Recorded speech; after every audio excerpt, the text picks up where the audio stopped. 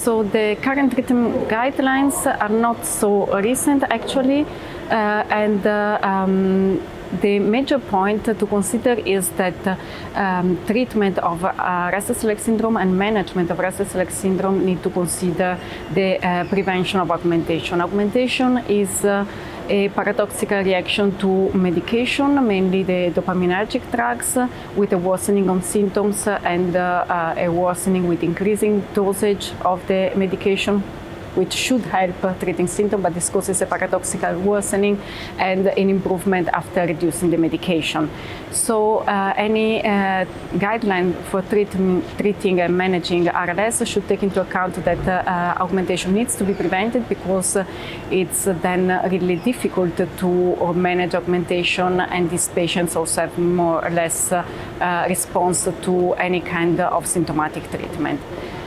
So the first line treatment for RLS is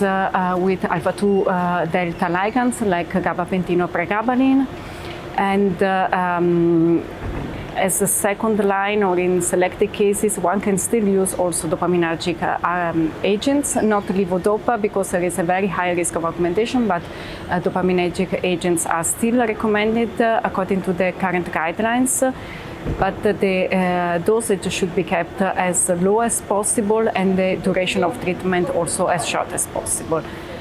Then another important aspect for the treatment is iron supplementation, which can be oral or intravenous, because patients with RLS have a brain iron deficiency, so they need more iron compared to people without RLS, and it is recommended to supplement iron if the ferritin values in blood are below 100 microgram per liter, and the transferrin saturation is below 45%. There is an update on the guidelines, so something upcoming from the American Academy of Sleep Medicine. These new guidelines are not out yet, but there is a draft still available already online for everyone. And in these new guidelines, there is the main change is a conditional recommendation against not only levodopa but also all dopamine agonists, because of the high risk of developing augmentation, and also there is a strong recommendation for alpha-2 delta ligands for iron treatment, in particular intravenous ferric carboxymaltose. And there is also a conditional recommendation for a new treatment based on a small amount of theta, dipyridamole, and the so-called tonic motor activation, which is a device stimulating the peroneal superficial nerve. So we are also working within the European Academy of Neurology, and also together with other societies like the European Sleep Research Societies, the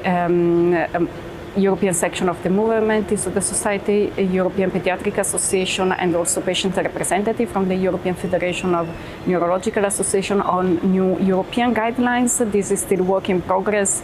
and it will take still some time, but we are working also on European guidelines.